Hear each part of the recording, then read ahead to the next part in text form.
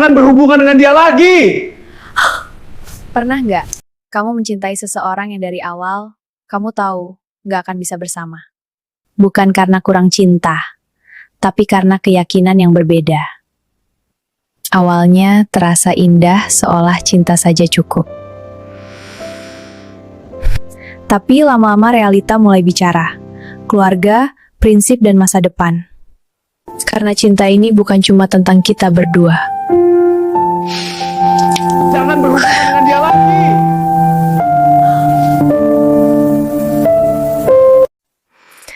Kadang solusi terbaik bukan bertahan, tapi saling merelakan.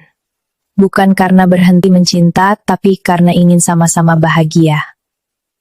Karena cinta yang dewasa, tahu kapan harus memperjuangkan dan tahu kapan harus mengikhlaskan.